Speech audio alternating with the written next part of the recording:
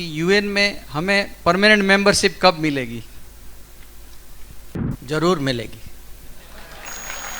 कुछ भी जो बड़ी चीज़ होती ना, बिना मेहनत के कभी मिलती नहीं। दुनिया में ये फीलिंग है कि यूएन बहुत कमज़ोर हो चुका है, कि यूएन की कहीं चलती नहीं है। इन पांचों ने एक किस्म से अपना कंट्रोल रखा है। अजीब बात यह है कि आप उन्हीं पांच से पूछ रहे हैं कि आप अपनी सहमति दीजिए कि ये चेंज करें। आप माने यूथ के और से ज़्यादा क्वेश्चन ऐसे आए थे कि यूएन में हमें परमानेंट मेंबरशिप कब मिलेगी? जरूर मिलेगी,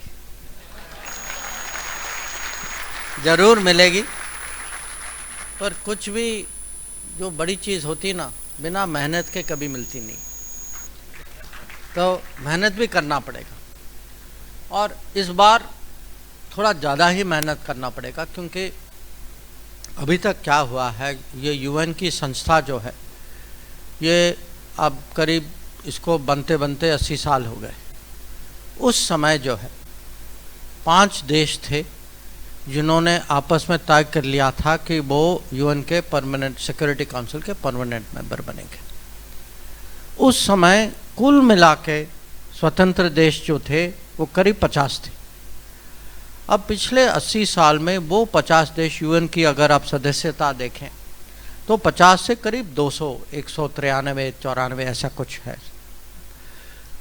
पर उन्होंने क्या किया है, इन पांचों ने एक किस्म से अपना कंट्रोल रखा है। और ये अजीब बात यह है कि आप उन्हीं पांच से पूछ रहे हैं कि आप अपनी सहमति दीजिए कि ये चेंज करें। आप माने ये अजीब सिचुएशन। अब क्या हुआ है कि उनमें से आप कुछ राजी हैं, कुछ नहीं हैं, कुछ ईमानदारी के साथ अपनी पोजीशन रखते हैं, कुछ पीछे से कुछ और चलाते हैं। तो और उन्होंने दूसरों को भी खड़ा रखा है कि अगर आप कुछ प्रस्ताव दें तो किसी और से कुछ और प्रस्ताव दिलवाते हैं। तो ये सालों से चल रहा है। पर अभी मुझे लगता है कि दुनिया में ये भावना की चेंज होना चाहिए, और चेंज में भारत को परमानेंट सीट मिलना चाहिए। ये भावना जो है ये मैं हर साल में देख रहा हूँ कि ये भावना बढ़ रही है। और इसके कारण आज कल एक सुनवाई हो रही है, एक नेगोशिएशन चल रहा है, जिसमें अलग अलग देश जो हैं अपना पक्ष रख रहे हैं कि हमारे मन में ये आइडिया है कि ऐसा होना चाहिए।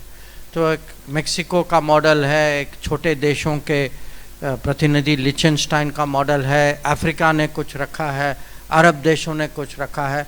हम जो है भारत, जापान, जर्मनी और ब्राज़ील, हम 4 जो हैं मिलजुल के हमने एक प्रस्ताव सामने रखा है। तो मुझे लगता है कि इससे थोड़ी तो आगे बात बढ़ेगी, पर ये हमें दबाव बना के रखना चाहिए। और जब ये दबाव बढ़ता जाएगा और लोग देखेंगे कि जब तक ये देश नहीं आए, क्योंकि अभी दुनिया में ये फीलिंग है कि यूएन बहुत कमज़ोर हो चुका है, कि यूएन की कहीं चलती नहीं है। अब यूक्रेन युद्ध में यूएन में डेडलॉक हो गया था। अभी जो इजराइल गाज़ा में जो चल रहा है, वहाँ भी यूएन की सहमति नहीं बनी इसमें।